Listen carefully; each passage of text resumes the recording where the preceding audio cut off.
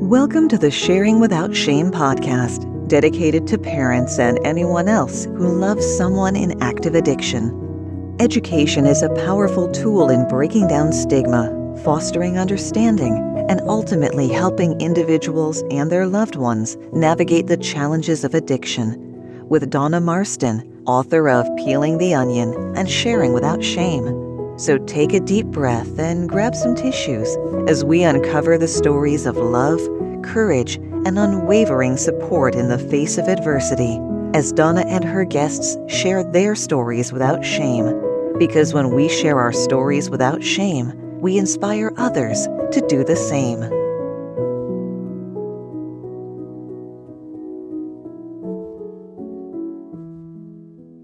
Hello, and welcome to Sharing Without Shame podcast. I'm your host, Donna Marston, and today's podcast is sponsored by Snap Bands. This is my snap band, and it has the word blessing on it. And you do a little snap, and it snaps you right out of negative thoughts. If you want to order one, you can go to Snap Bands, and that's snappbandz.com, and under comments enter SWOS or Sharing Without Shame. Today, I am so excited to introduce you and welcome my friend, Mone Cassier, who is a co-founder of the former Sober Sisters Recovery and founder of Malley Farm for Women. She has served as an executive director for the last 8 years and continues in that role today. Her passion has always been to help women through health and wellness. Welcome, Mone. Hi, Donna. Thank you.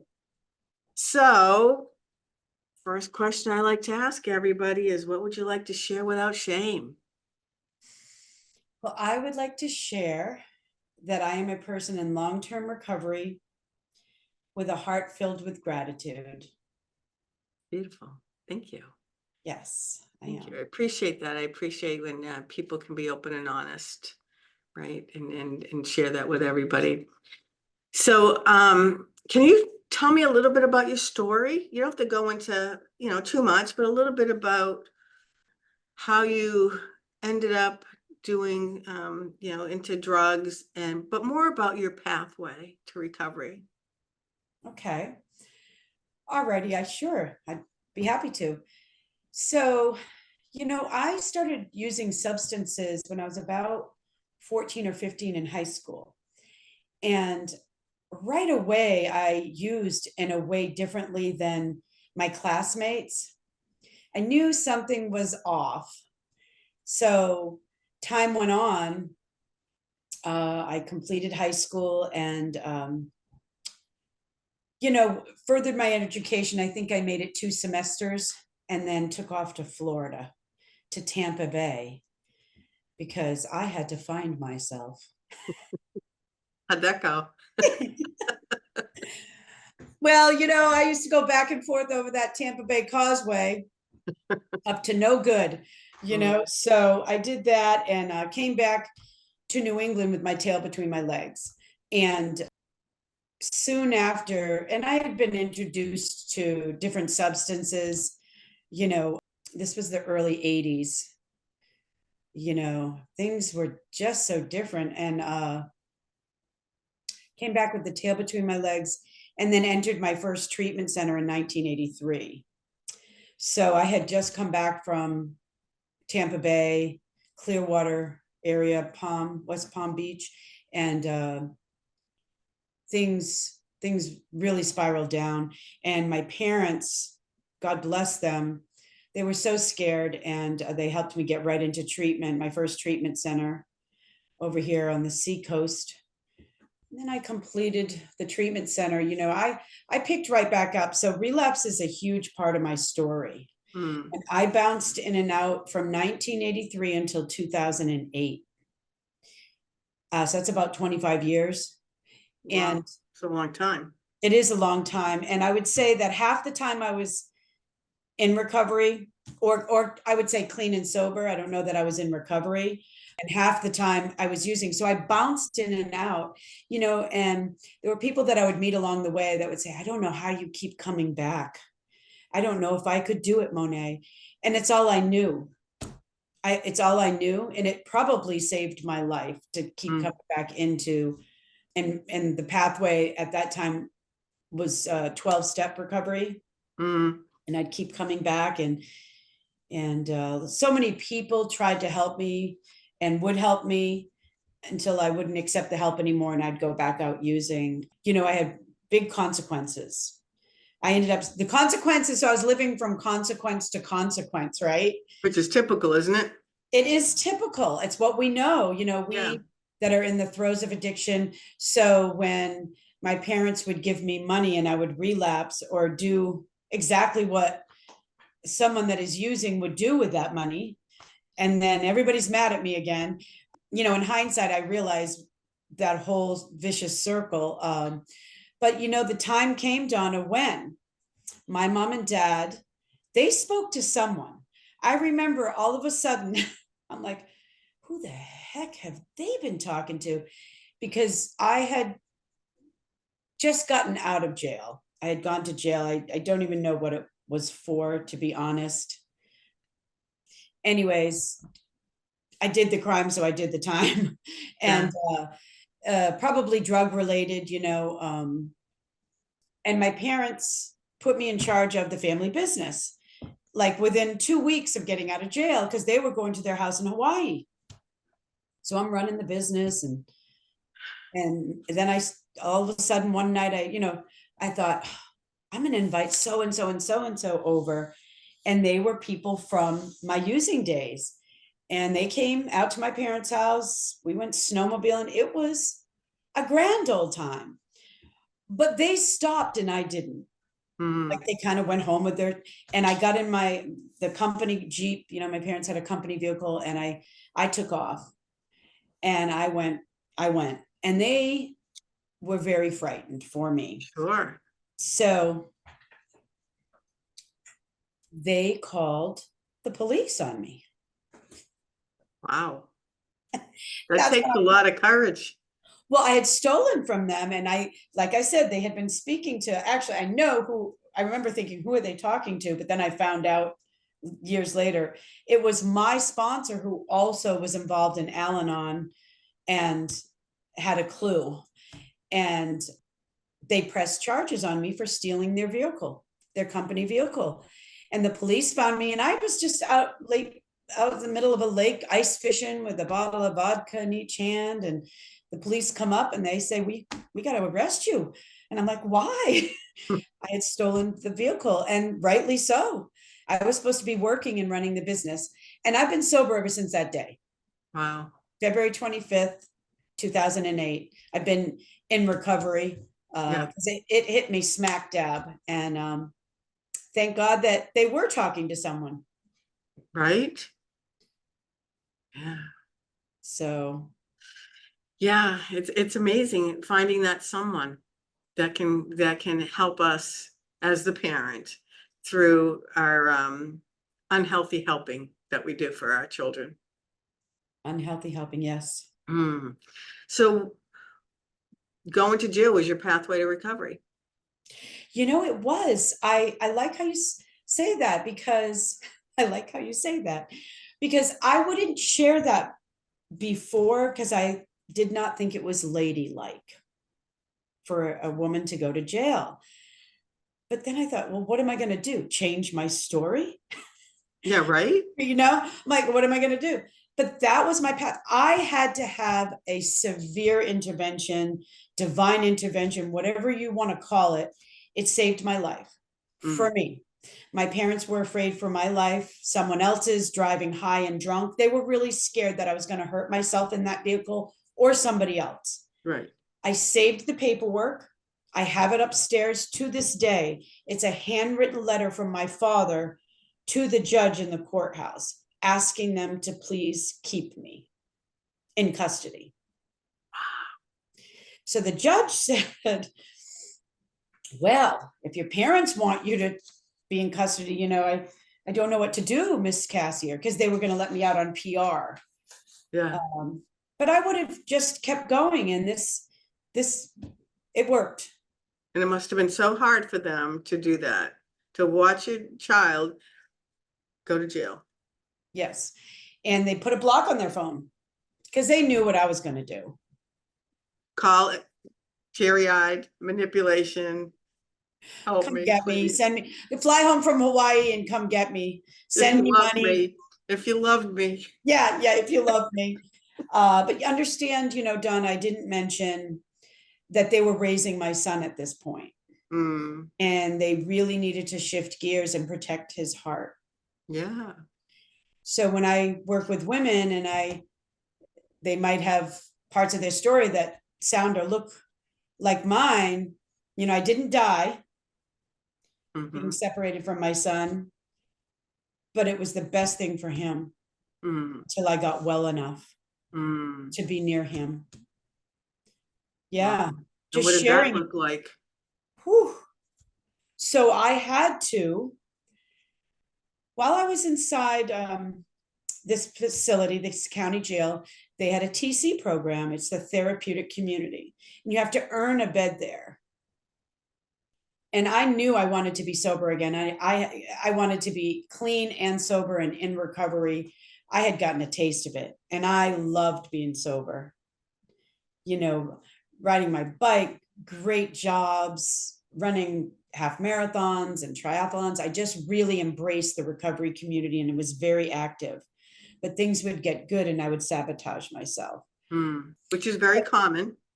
Very common, very common. You're exactly right. That's why we say fast things don't last, No, I never heard that, but I like that.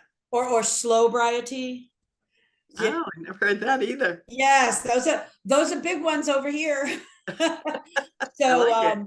nice and slow and steady and consistent. But I digress. I lost my train of thought. Oh, the TC. So I earned a bed in the TC program. So when you said the jail was my pathway, it was. And it's a 3-month, it's a 90-day program. And it saved my life. It's one big unit cell with, at that time, 13 or 14 women. And you're basically locked in there with recovery materials, all different pathways, totally abstinent inside that cell. You had to agree to not take MAT. Medicated assisted treatment for those Yes, who please. don't know. Yes, to not take, to be totally abstinent.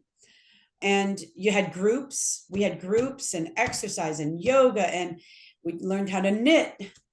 I learned a lot there. Journaling, Wow. yep. And so that was 90 days there. And the woman that runs that unit, I was one of their first because they had just opened in 2007 or 8. And we remain very close today, she and her husband, and they actually helped me open Sober Sisters Recovery. Wow. It's a good story. Right. And those are the miracles. Yeah. Right. You're a miracle. And I think that's important for people, people in recovery to understand that you truly are to be where you were and where you are today, and so that pathway opened up doors. And how did that bring you to opening up Sober Sisters Recovery Home? So time went on, I got out, I did 16 months of rooftops. And I say it that way because from the TC program, I did whatever she told me, this wonderful woman, and her picture, their family is right there in a frame. She suggested that I go to treatment. And I'm like, I just did 4 months and, I'm clean. And she said, no, kind of to just detox and off the jail and just get grounded. So I followed her direction and I did 2 months in an inpatient program, and then 8 months in a halfway house. Wow. And then from the 8 months halfway house, they had opened, this is back in the day, 2008, 2009. Yeah. They opened these apartments up the road a bit. And 2 of the women that I was in the halfway house with and treatment with, 3 of us became roommates. And there were apartments all around where there were all people in recovery. And so I stayed there for 3 months. And then I met this lovely couple who asked me to stay in their home and help refurbish it because they were moving to Arizona. I met them in recovery. And so then my journey started out, out in the world, like practicing being in recovery. Time went on, and it was 8 years ago, about 8 months into my recovery, 8 years into my recovery, a dear friend that had been calling me and asking for help, and I would be up on the phone with her late in the night. She overdosed and died suddenly. And so another woman in the recovery community approached me and asked if I would like to open a sober home for women. And this is in 2015. There really weren't a lot of women's sober homes around. There really weren't. And we were open about 2 years, 3 years, and then they all started popping up. There were no policies and procedures in place when you started? No, there was one men's home. Or and funding? I took, what? I said, or funding. Or funding, exactly. So I ran a couple half marathons, the Maui half and the Bear Brook Trail half, and we raised, it was about $8,000. So we were able to open our seed. We had our seed money, opened our bank account. We knew we wanted to be a nonprofit. We had a lawyer, wonderful woman who worked in Concord, and we got our nonprofit status within a month. And we found Malley Farm, which was empty, and it was up for grabs. We had to put in an RFP, a request for proposal, with the city. I learned a lot about city politics. I went and visited the city manager weekly all that summer and learned all about city politics and what it would look like to sign a lease of a city-owned building and run a nonprofit out of it. So it came about because Crystal passed from an overdose, is how it came about. And then my business partner, we were about 4 months in, she rolled out for her own personal reasons. And I made a decision that I was either going to be all in or I was rolling out. And I chose to be all in. And, we've put about $400,000 into the farmhouse, raised and community help. And it's been a wonderful journey. We've serviced, we're at 132 women. And it's been quite the journey. We're a level 3 certified sober home for women. We were 12-step, strictly 12-step abstinent-based, offering all kinds of holistic along the way. So we've been very unique in our approach and what we offer. We don't go over 4 women. We never, in the beginning, we had 7 or 8, Donna, and it was great. We have wonderful memories, but we couldn't give the quality care and the healing process, and was different. One thing I really love about what you do, because it's not about the money, it's really about the care of the women. And I always felt that you were the best in the state. And for the people who don't know what a level 3 is, there's 3 levels. One is just basic, and it means you go to the house, they might do a urine test, and then a level 2, there's more, you have to, they'll urine test you. I think you're required to have a meal together, and it's a little bit more structured. And yours was level 3, which is highly structured. And so the other thing is we offered a lot. So a woman would move in, and most times I'd say 80% needed dental care immediately. So dental, mammogram, pap smear, full physical, budgeting, opening, checking accounts, yoga, Reiki, guided meditation, therapy, trauma therapy. I drove our women to doctor's appointments, job placement. So I built relationships with 8 to 10 companies that would hire my women upon arrival, and really just advocated for them. And then, and then there were opportunity for women to become the RA and have a discounted rent, and then house manager and live for free. So, there have been times when there were 7 or 8. And then when COVID hit, we definitely stuck to 4, 1 per bedroom. And there's been times when there's been 1 woman, 2 women, 4, 2, 1. But there are women out there. We do have a large alumni family, and their work ethic, they are still to this day ambassadors of Malley Farm. They conduct themselves that way. I got a text yesterday. My alumni keep me hopping. I love it. That said, she's my most recent with our new model. And she texted, newest pet peeves, the lack of structure around cleaning at her new place, because she has a roommate. And she just, it was just really funny. It was heartwarming. And so, yeah, level 3. But so it's hard to make for 8 years, maintaining that level of structure for each woman, meeting with them. We made sure that there was someone here all the times when they came home from work to ask, how was your day today? It's different with women. Mm-hmm.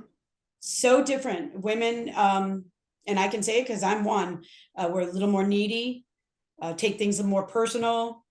We really work on helping the women find their voice, believing in that they have earned this spot on the earth. Also teaching them how to ask for their 90-day review, because I have witnessed so many women here where the employer, I won't name any companies, but the employer, because we are amazing employees when we get clean and are in recovery, we show up, and that's part of our contract. That was part of our Sober Sisters recovery contract. You had to go to work unless you were really sick. And if you were really sick, you had to be in bed.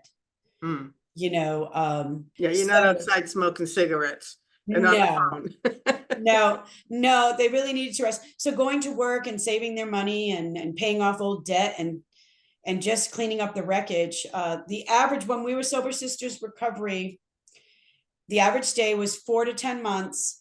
And the women would leave with between 2,000 and 5,000 in their savings. And they came with nothing, typically. Came with nothing, and would leave with enough to furnish their apartment. And, I don't normally share all this, but the women that have lived here know. They know, we know.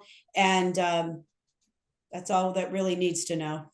And I think that's important for people to, for listeners too, because that doesn't always happen at some of the sober houses or recovery homes. And I know when it was Sober Sisters, you were NH Core approved or certified, which is a process that you had to go through, which meant that the state acknowledged your facility and the work that you did or do. Yes, and Kim Bach recently, the executive director at NCOR, emailed me recently and congratulated us on our model change and said exactly what you said, that we were her favorite level 3 home.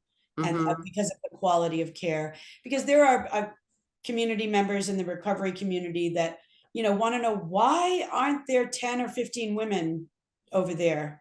And we don't explain why. We know why. It's quality over quantity. And so it was just nice to hear from her, hear those words. Yeah.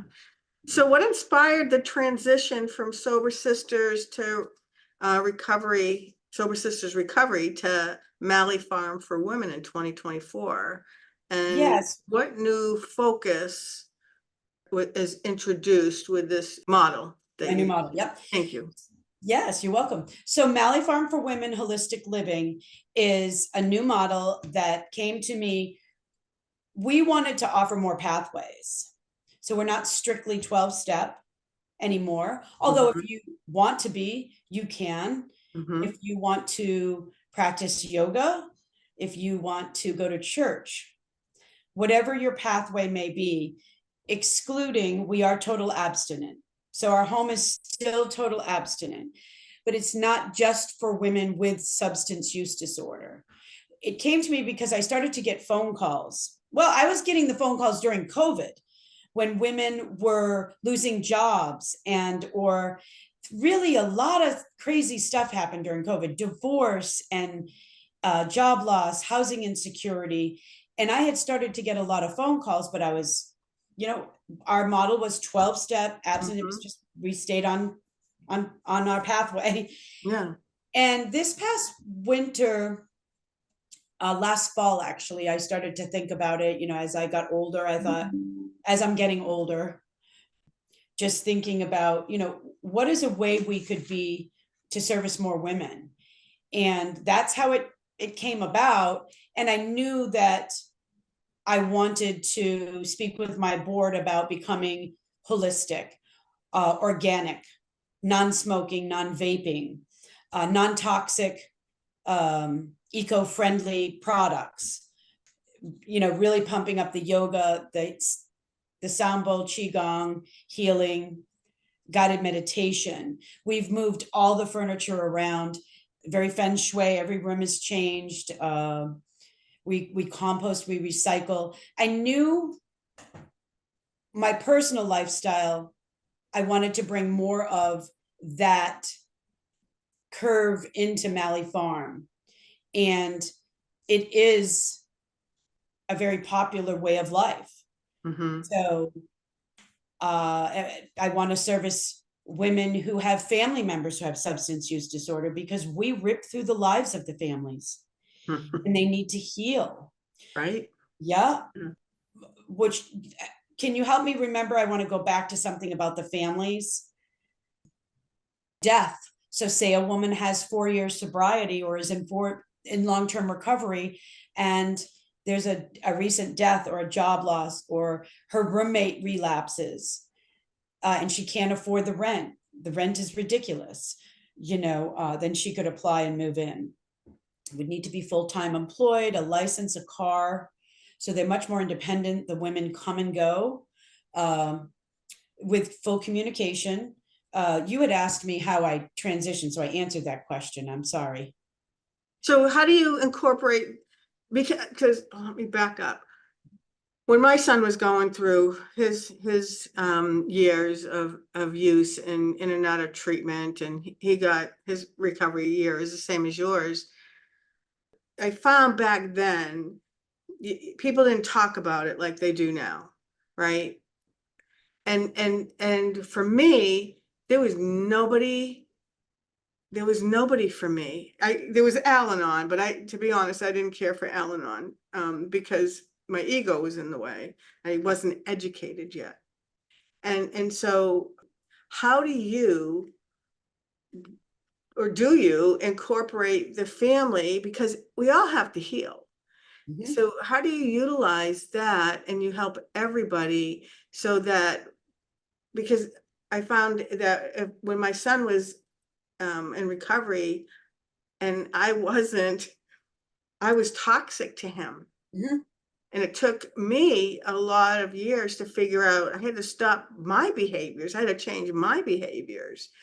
So I know how to do it, but how do you do it with the family members that I'm sure are calling you going, is she there? What's she doing? Is she eating? Is she bathing? What's going on? Can she come home? Right.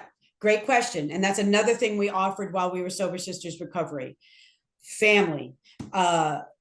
So the family are welcome here to come for a family meeting. I did family meetings with the family and the residents back when we were Sober Sisters Recovery. We had family call days back then. It was Sunday, Wednesdays, and Fridays. But when they first moved in, it was just Sundays because it became so toxic. When they earned overnights and they went home for a night, they would come back and all the work would be unraveled. Sure. So now with the new model, I'll just give an example. We have both your books out. Thanks. Yeah, both your books are out. So the daily read. So the daily read is read. So it's a very spiritual. So holistic living is spiritual, social, physical. Excuse me, I'm going to make sure I remember all 5. Physical, spiritual, social, financial, and emotional. And so with that, a lot of the recovery material I had, some I've put a lot away, but I've pulled out and made sure that I now highlight, a lot of Melody Beattie, your books. So we journal every morning. So part of women living here at Malley Farm for Women is reading their choice of book. A lot of time, The Language of Letting Go, The Courage to Change. We have a lot of Buddhism, gratitude, books based around gratitude, the Four Agreements. Right now we're reading the Four Agreements as a book club. Great book. Here. Yeah. Rereading. So that gives you a feel of more of what the model's about. And we journal. And how we incorporate the family. This past Saturday, my newest resident, who has a family member with an active addiction, moved in about a month ago. Her mom and dad came over, and how we're working with the family, I knew right away was we've hired you and Sharing Without Shame. We're going to have a workshop.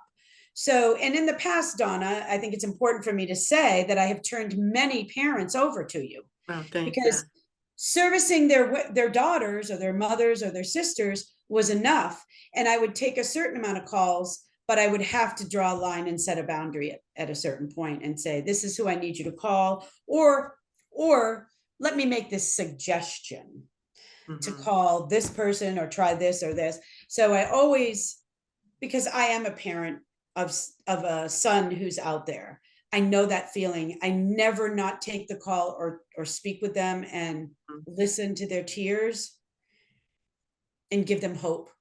Yeah. So we're going to have a workshop, Addiction in the Family. And that's session one. That's session one, right? 6 sessions once a month. So we're really looking forward to that. We haven't had one of your workshops in a few years, so we're going to amp that up. And that will really help the family members, because Malley Farm for Women Holistic Living seems to be drawing women that work in the health and wellness field or practice yoga, acupuncture, sorry, lost my words, or work in that field, massage.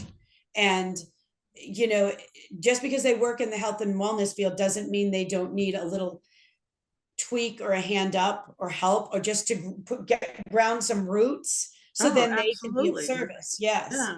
Yeah. I think sometimes when we work in the field, we don't practice what we preach. So it has also, really helped me take a look at how burnt out I got.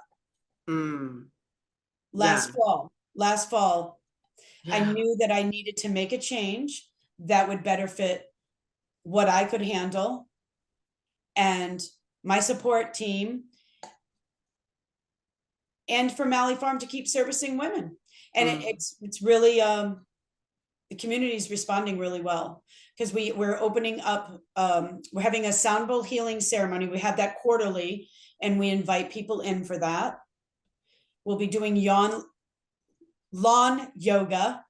We were going to start this summer, but we're going to wait. We're doing some landscaping. So 2025 will be in full swing. We have, we got a grant for some plumbing and electrical. Next week, the electricians will be here for 2 full days. We're upgrading our, from the 1950s and the same with the plumbing, and then some landscaping. So we've done a lot of tours with donors, with the model change, explaining it to them what it's all about, because it is body, mind, and spirit. We are not about hanging out outside, drinking Pepsi or Red Bull and smoking cigarettes. That's fine if that works for you. We're happy for you, but we don't do that here. And there needs to be a space for women who want to practice, live in a holistic environment. Yeah, because I'm sure, when it was Sober Sisters, you'd have women who were going through the process, not that they necessarily wanted to, but they would come to you, I'm sure with good intentions. Some probably thought, well, as soon as, I get there, I'll just stop, I'll just go back to living my life. And so you ended up with dealing with a lot more probably than what you should have, where it's tough when people don't want, they're not ready to to be in recovery.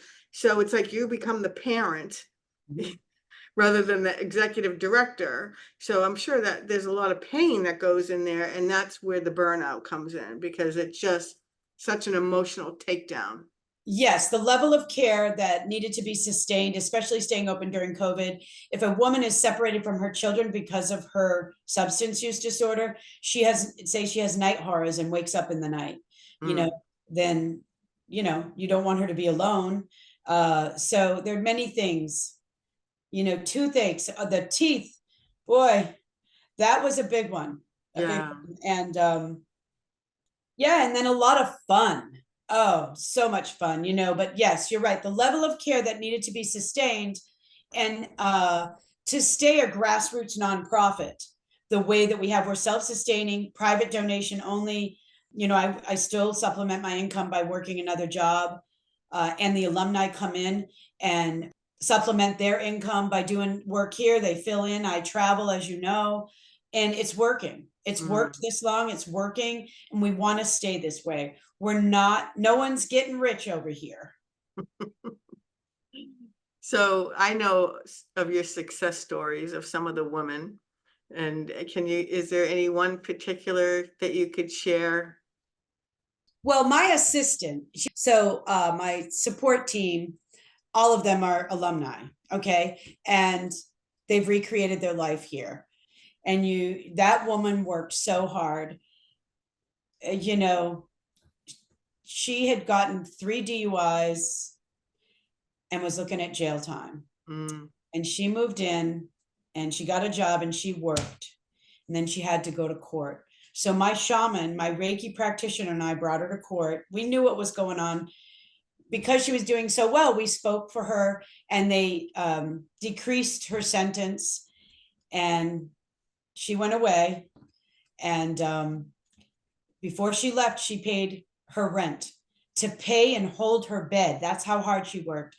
Went and did her time. I picked her up, and COVID had hit that March 8th, March 9th, and I picked her up like the 10th. COVID had hit, and it was frightening, and I brought her back, and they had saved her job down the street, and she went right back to work like the next day.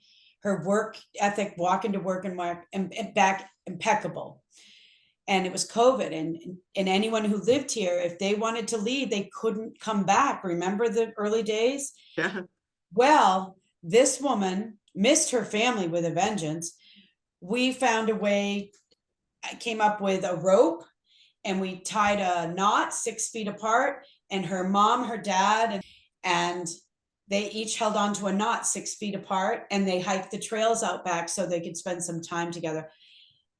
That woman went to any lengths, and to this day, she goes to any lengths. She's in the UNH nursing program. She has her own apartment. She works for me. And thriving. And she comes in when I need a real, I don't know. I've become a softie, Donna. A straight shooter? I've become a softie when I need someone to be a real straight shooter, comes in and runs house meeting, because there are things even with the new model that need to be addressed. Yeah, sure. Accountability. And she assisted me with our most recent woman who completed, and she assisted with this woman's 4-month stay all the way through. And it was really, for me to sit back and know this whole story from her moving in up to her helping me now she's 5 years in of recovery, helping this woman recreate her life is really I feel like I have the best life. You do have a good life. It's a good life. It's what to live my passion. And so that's my story. There's many more. So how does Malley Farm for Women create a sense of community? How can people who are listening to this support you? Or if they go, geez, I would love for my daughter to go there. Well, I'm old school. We have stuck to our ways here. Give a phone call. The phone calls on my website, which is malleyfarmforwomen.org. Come over and do a tour. If a woman is completing a sober home, we do ask that they have a year or more if they have a substance use disorder. But if they're going through something and a family member, or if they read the website and they see that it's anyone who's healing from trauma.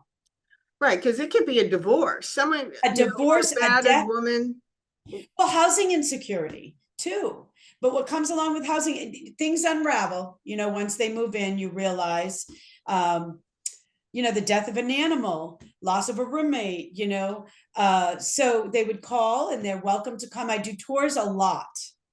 I do a lot of tours. People come and see the place. They love it. Some people come and see the place and they donate. Others will refer an employee. I've had employers come because they want to know about the place in case they have an employee that needs a space. So just call and read the website, look at all the drop downs.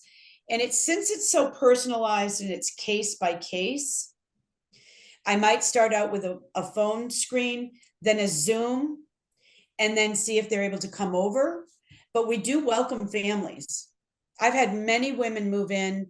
I had a woman move in with the new model, and she brought her friends with her to come see the place because she wanted her other yogi friends' take on what it was all about. And we welcome that. And we all sat, we sage and we pull rune stones, we pull cards, inspirational cards. And so we have essential healing oils and diffusers, anything that will produce the energy of calm and safe.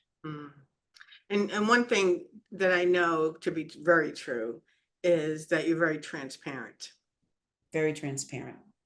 Yeah. So people, when they meet you, when they come to the house, what they see is what they get. Mm-hmm.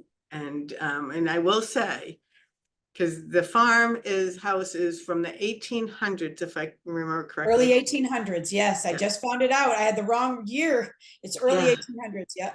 And it's impeccable. And even when you go to the basement, that I wouldn't have a problem sitting on the floor having a meal without even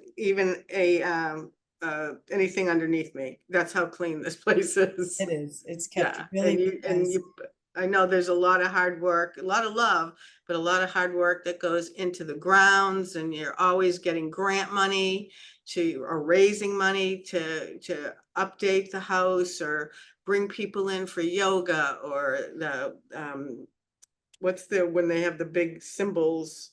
Oh, that's the healing sound bowl, the healing ceremony, or even sharing without shame. Yeah. So, donations are always welcomed. Yeah. Right. It is. We run a donation. The rent is really reasonable. We cut our rent. We've cut our rent way down to service, because the case management with the maturity of the women moving in, or we don't have to do, the women aren't in need of acute care from substance use disorder anymore. So there is still case management, but it's not as intense. So we've decreased the rent. So it's very affordable, and it includes everything that we have spoken about, from toilet paper to washer and dryer to yoga. It's all included. And I know that there was some neurobiofeedback therapy with one of the counselors. Is that still offered through your program? It is. It's at a reduced rate. It's self-pay. It's normally like about 90 to 150 an hour, and he charges $50, all depends, but our women pay a very discounted rate. They can afford it because they're all working full-time. I have one woman in the middle of this type of therapy now, and another one had come with her own therapist, so she's going to keep seeing her therapist. The only thing we make sure is we just make sure they're engaging and showing up, or just asking, how's it going? How's therapy going? And one of our women was not pleased with who she was seeing, and she wanted to switch. So that's another one that is just switching over to the gentleman that offers the neurofeedback and EMDR. So yes, we address that. We have a quiet room, a yoga room upstairs. So things are steady as she goes, steady as she goes. We're looking forward to the Sharing Without Shame workshop coming up on August 25th. So that's our, between the electricians, the plumbers, and our workshop. Yeah, yeah. And we're doing that Yeah. once a month for 6 months. Mhm. So every month will be something different. And I always start with addiction in my family, because I think it's important for family members to understand family roles. And a lot of people, if I ask the question, what's addiction? They often don't understand it. And so, that's part of this workshop. And Yes. hopefully we make it fun. We have some laughs. So I'm sure there'll be some tears. But the main goal for both of us, we both are very much into healing. And that's the scope of all of this is, to put our hands out to help people so that they can heal. And, we can help them get through all of their, their, their trials and tribulations of life. Yes. One thing I want to remember to tell everyone is that anyone who has lived at Malley Farm, if it was under Sober Sisters Recovery or Malley Farm for Women, they're welcome back. They can come for yoga, Reiki, guided. They're welcome back for a lifetime for the services. So I take great pride in that. And that's why I have to keep fundraising and making sure that they know that this is a safe space to come and heal. And I have alumni from 7, 8 years ago that come and have dinner sometimes. Just call and say, I need to come spend the night. I have 2 alumni coming next Wednesday night, the night of the healing ceremony, and they're spending the night for an R&R. Nice. I just wanted to mention that. And I think that's really important, because it shows how well you've developed or created this, when it started Sober Sisters to where you are today. It just keeps getting better. Since I've met you, it just keeps getting better. And watching you go through your trials and tribulations of managing this, and, are you on the right path? And we always had those conversations, and I always just tell you, yes, you are. You're amazing. And I've always thought that. And I think it's important for people to know that you give 150%. And, I've never seen anybody work as hard as you at what you do. And so you're Thank you, special. Donna. Yeah, That means a lot. Thank you. So as we come to the end here, any words of wisdom? What would you like to leave the listeners with? Well, words of wisdom. Never give up hope. I never, ever give up hope, especially with my story. And know that there's many pathways. We support Right. many pathways. And it's okay to heal holistically. It's okay to embrace holistic practices, or whatever you choose. It's okay. It doesn't have to be popular. It only has to be popular in your brain. It has to work just for you. Yeah. And the thing is, the bottom line is you choose to move forward in your life, whether, it's recovery from a substance or recovery from trauma or whatever. We all have. Well, it was raining, and when it rains here, we go outside. And so they know that's what we do, and we all go outside and take a rain bath, and then we ground in the grass. We have a pit fire, and we'll burn intentions, for the week. So I guess words of wisdom are to be open to what the earth has to offer, and to protect it. Those are my words of wisdom as I evolve and grow older. Yeah. Crazy. Well, thank you. Thank you so much. It's been a pleasure, and I love you, and keep doing all the great work that you're doing, because I think you're amazing. I think you're amazing too. And I am so looking forward to seeing you and learning and being reminded how to work with my son. So thank you. Love you. Love you too. Bye-bye. Thank you.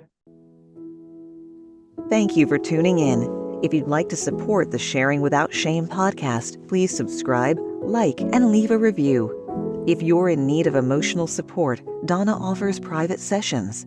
For more information about Donna and the services she offers, visit www.sharingwithoutshame.com or email her at donna4support@comcast.net. Nothing in the Sharing Without Shame podcast is intended to establish a therapist-patient relationship or intended to replace the services of a trained therapist, doctor, or health professional, or substitute for professional mental health, medical advice, diagnosis, or treatment. Until next time, may your faith and strength heal your heart.